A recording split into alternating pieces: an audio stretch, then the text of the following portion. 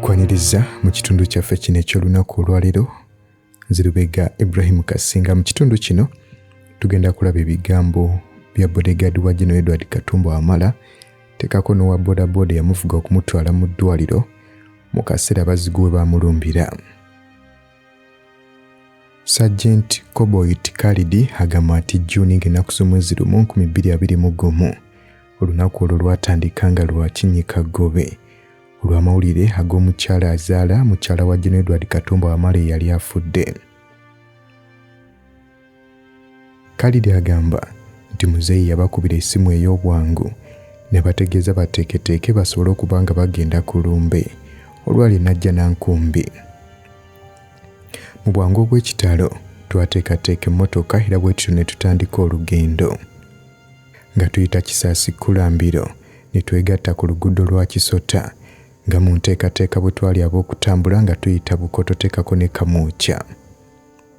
Nga tutuuka ku roundabout eya Kisaasi nagula amawulire era bw'atyo Kayondo n'ayongera okubeera ng'avuga.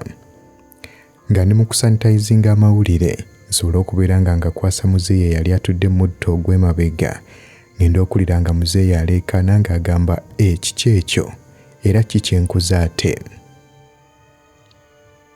Mu kaseera kano ngenda okwetegereza nga abazigu bali ku pikipiki ba mirundi ebiri era nga wakati awo beewadde mita nga 10.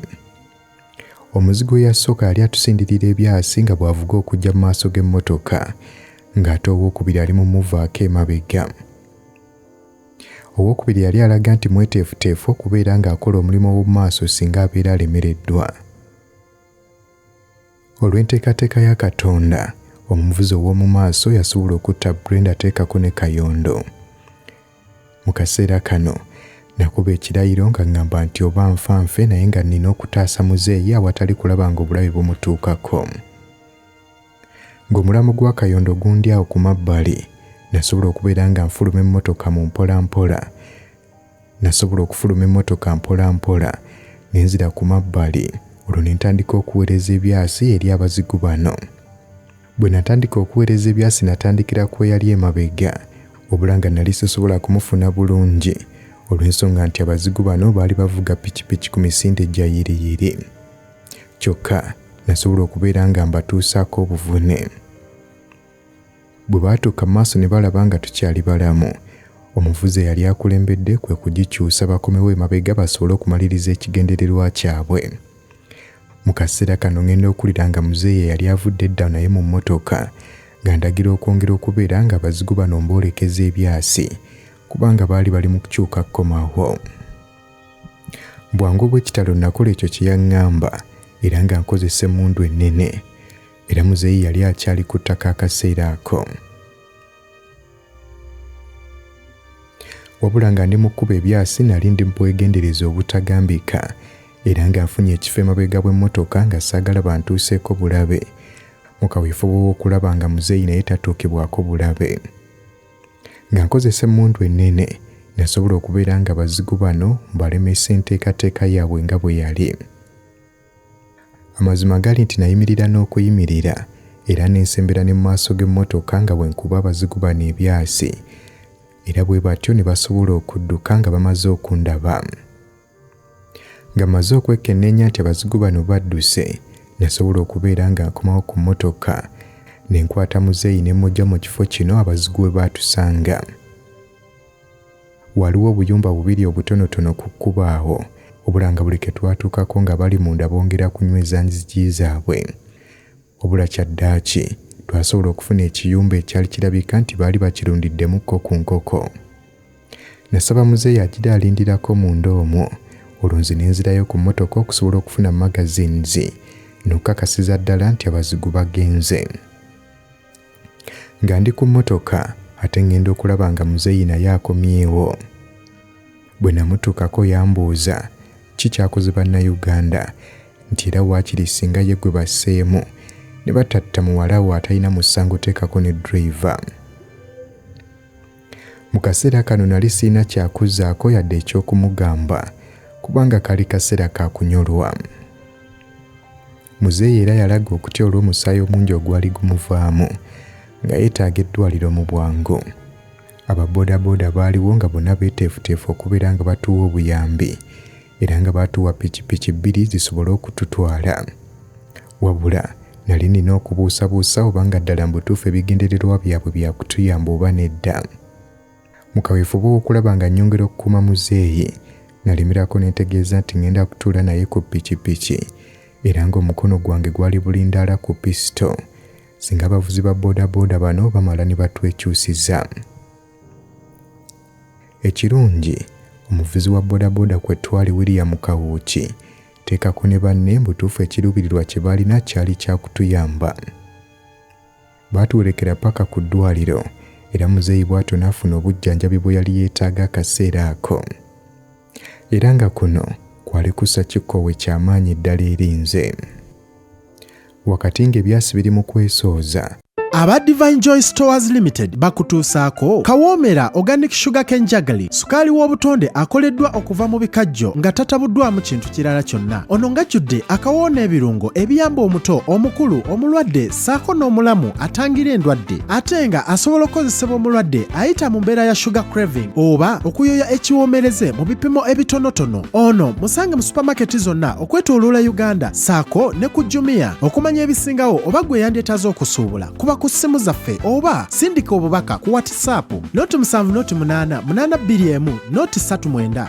Olina ekizibu ky'amagini, emikisa gyo gyesibye, bizinensi tezitambula, Sheikh Saddam ow'Ejjinja ku Nile wali okusomera dduwa obeere ng'osumululwa. Ku lw'omutonzi waffe asobola okukolerako wonna w'oli. Osobola okumufuna ng'oyita ku nnamba zino wammanga. Yita ku nooti 755 23 67 91 oba nooti 785 897 686. Weewale okulumwa ensiri nga tonnaba kwebaka mu katimbako ng'okozesa Ropa Free Mosquito Oil Repellent. Ojja kumusanga mu pharmacies nga Friaka ewandegeya, Spring ne Camcare ku Wilson Road ne Mega Supermarkets opposite Old Tax Park ne Garden City. Okumanya ebisingawo ita ku nooti 772 421 235 ne nooti 7 nooti 2 421 235 oba ku www.ropafree.com. Obwongo bwange bwali wakati w'okutya teekako n'obuvumu olw'ensonga nti nali maze okutema ekirayiro nga ngamba nti nina kulwana paka kufa. Nzijukirira ddala bulungi abazigu bano nti baali bambadde masiki nga bonna bakirako abazanyi ba firimu abaninja. Sinza kulekerawo kwebuuza lwaki abasirikale ba traffic tebayimiriza bazigu bano n'okwebuuza lwaki abantu bambala mu mbeera efaanana bw'etyo. Ekibuuzo ekirala ekyongera okumbobbya omutwe y'ensonga lwaki omuntu yenna yali agadde okubeera ng'amiza muzeeyi omusu. Okutuuka olunaku olwaleero sifunanga kuddibwamu bibuuzo ebyo. Muzeeyi abadde muntu mulungi ebbanga lyonna eri ab'amagye era nga ku ffe we wabeerawo akoze ensobi atukuŋŋaanya ffenna n'atugolola. Era nga we wabeerawo ekirabo oba ekintu kyonna eky'okugabana afuba okulaba nga buli omu afuna kyenkanye. Era nga twamutwaliranga mu kiti ekya waggulu ennyo eky'okumuwa ekitiibwa era nga sinza kukikkiriza nti wayinza okubeerawo omukufa amulyamu olukwe. Ebyo bye bimu ku birowoozo ebyandiko mu kaseera ako ku bwongo akali ak'okunyolwa. Babodegaadi bonna balina okukiyiga nti kya mugaso nnyo okubeera obulindaala buli sekendi.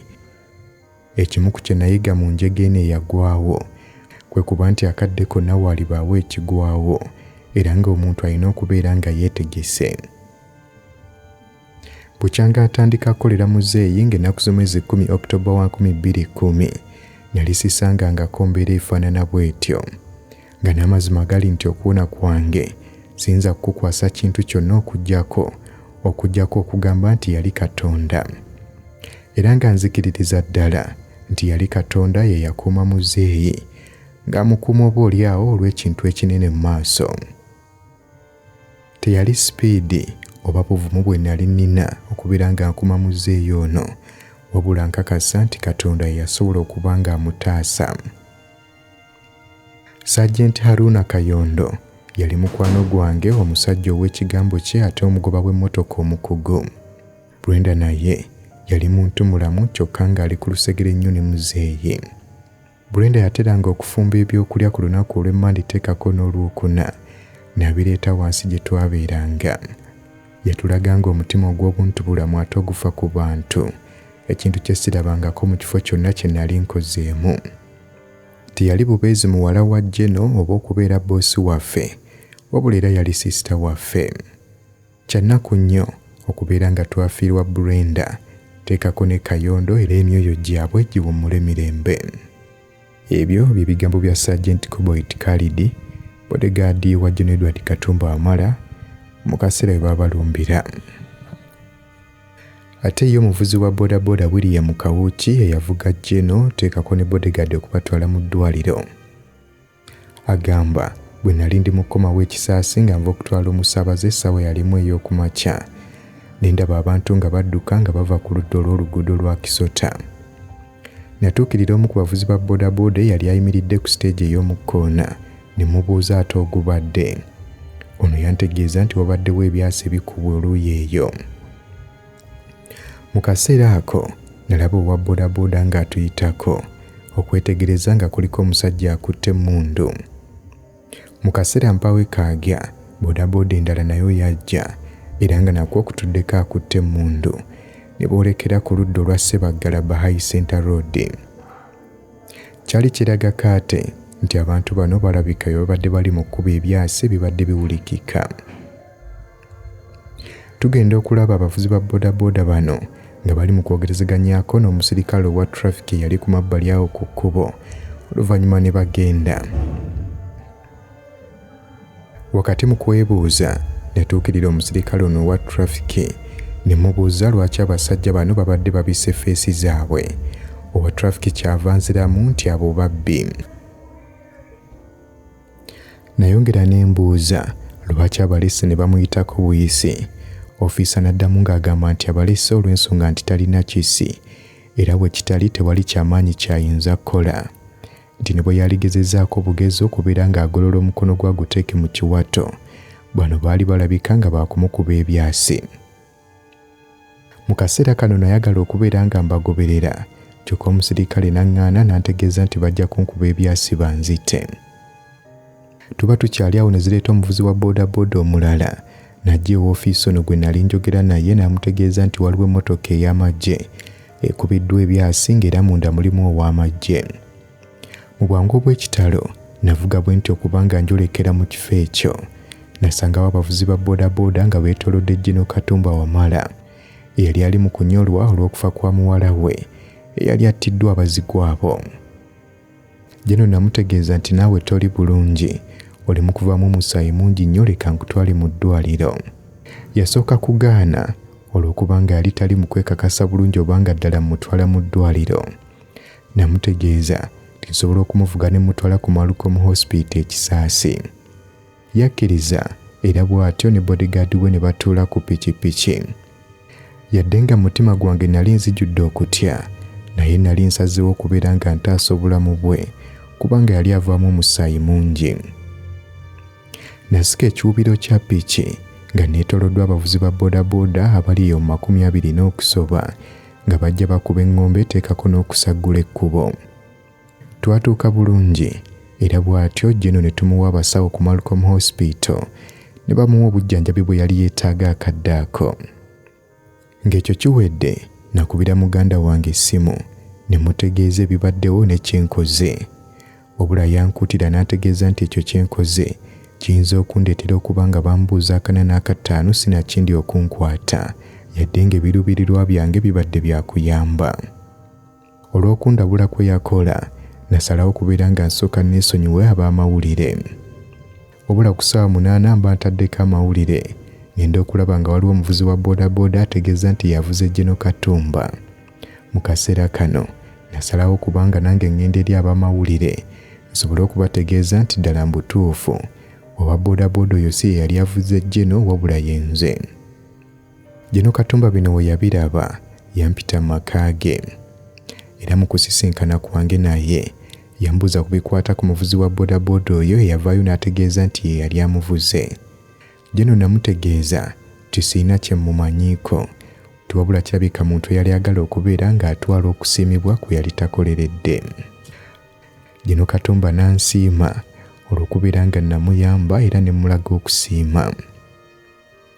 Okutaasa abantu abagudde mu bubenje si kipya gye ndi, kubanga omulimu gwenkola abavuzi ba bodaboda bangi basanga obubenje era nga neewaayo okubeera nga mbataasa obutaleka muntu yenna.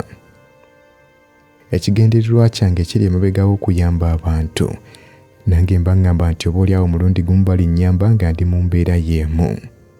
Mbadde muvuzi wa bodaboda kumpi emyaka 10 mirambirira era nga nakizuula nti omulimu guno gwe tukola mulimu okusoomoozebwa kungi, teekako n'ebizibu nkuyanja. Wabula ndi musiimu era nga neebaza Katonda olwa famire gye nzimbye emyaka egyo gyonna, omuli mukyala wange Peace Natukunda teekako n'omwana wange. Mu kitundu kyaffe ekiddako tugenda kulaba ebigambo bya General Salimu Sale bye yayogera ku nkolagana ye ne General Edward Katumba Wamala.